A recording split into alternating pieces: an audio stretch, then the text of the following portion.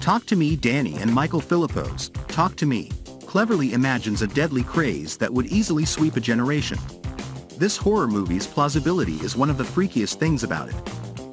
The social media feeding frenzy involves spiritual possession, made possible by grasping a ceramic-encased severed hand graffitied with names and symbols that suggest a long line of previous owners.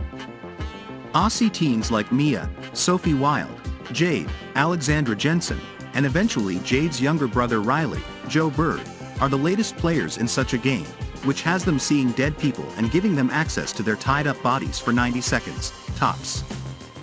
When the spirits are let in, the teens suddenly shoot backward in a chair, the camera jolting back with them, the sound mix dropping out, and their pupils burst into a deep black.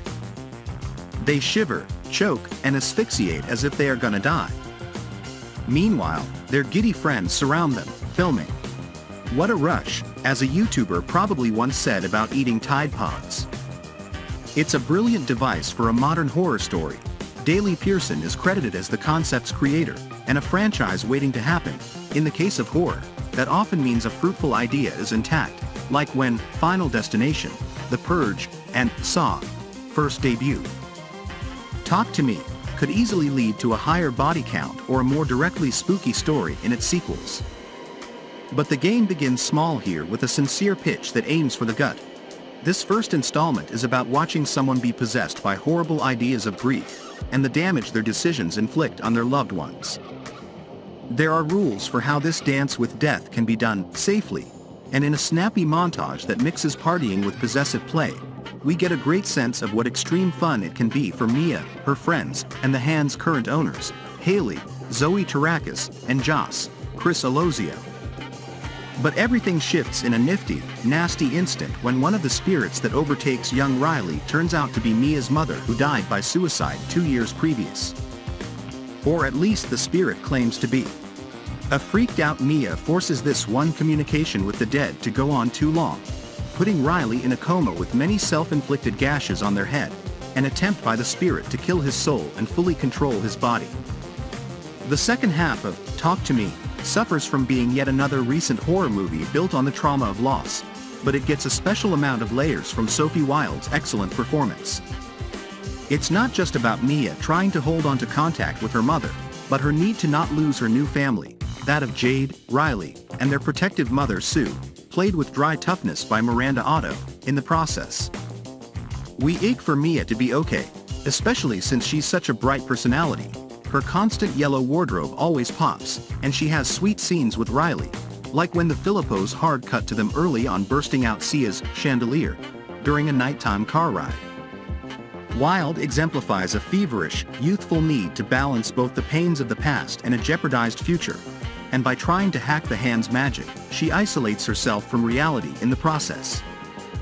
Talk to Me could have been more rote without such voluminous work, but Wilde's tragic interpretation, her big screen debut, is one for the horror movie history books.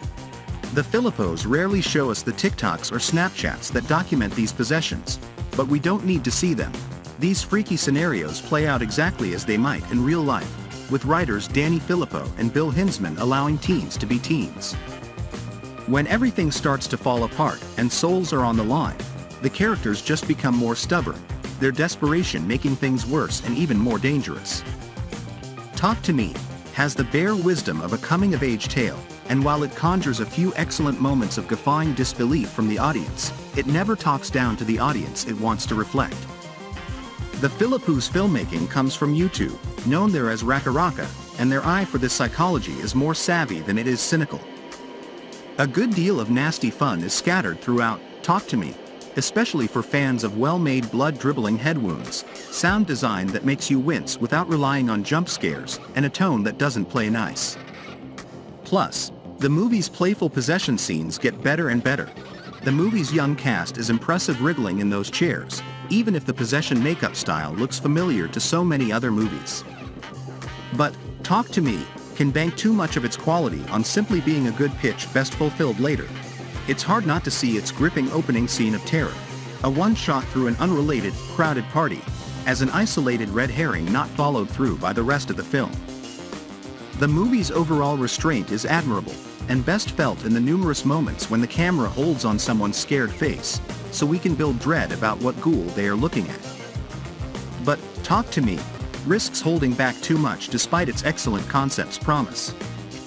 Whether or not we get more rounds with this Hand of Fate, Talk to Me lingers as a striking and confident directorial debut from the Philippous, whose penchant for hyperactive YouTube fight and prank vids is mostly evident in this movie's emotional carnage. With such a playful send-up on a possession story, the Philippous have successfully crossed over into feature filmmaking, but it will take a little more genre ingenuity for us to keep talking about them.